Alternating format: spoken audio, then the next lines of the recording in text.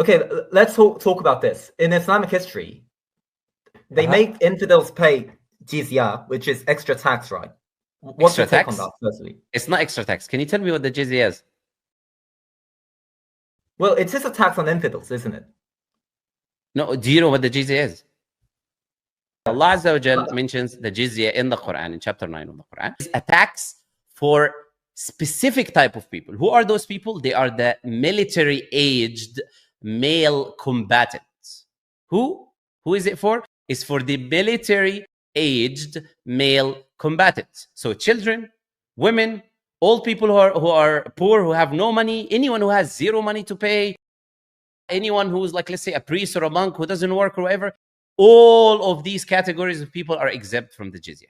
The people who are not exempt from the jizya are the military-aged male combatants. Why do they pay the tax? They pay the tax because in return of that tax, it's a tax of protection.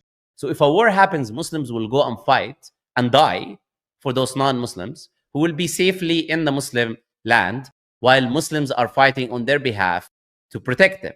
Now, on the other hand, this tax, which is limited and it's specific, it doesn't increase or decrease based on how much money you have. On the other hand, Muslims have to pay something called the zakah, which is 2.5%. The jizya can be 1 dinar, 2 dinar, 3 dinar, 4, depending on the school of thought of the judge that is going to apply the jizya and the Islamic ruling, which is very, very small amount of money. Now, Muslims, on the other hand, have to pay 2.5% of their wealth yearly, and this 2.5% is dependent on your wealth. If you have a lot of money, it'd be 2.5%. It can be millions. Now, it fluctuates and it can be different based on the amount of savings and money that you have as a person. On the other hand, the non-Muslim who is living, a woman doesn't need to pay the jizya. A child doesn't need to pay the jizya. An old, poor man doesn't need to pay the jizya. All of these people don't need anything. Now, on the other hand, the military-age combatant are going to pay, so they don't need to fight. But Muslims are going to pay 2.5% of their wealth. Not only that, they're going to fight also. So it's not only that they're paying 2.5% of zakah, which is going to the Baitul Mal, which is the house of money, the house of the state affairs to improve the state, which the non-Muslim who's living there is also benefiting from. The Muslims are not only paying that money, they're also fighting when war happens.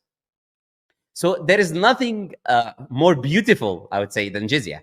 And that's why the Jewish people, for example, who were running away from Christians like yourself from the Crusades, and they went to Morocco and they begged, said, please let us pay the jizya, because you know the jizya is a very small amount of money. The only military-age combatants will pay, and take us in and protect us. So this jizya that you keep talking about, jizya, is the most merciful command that you can find in an Islamic state.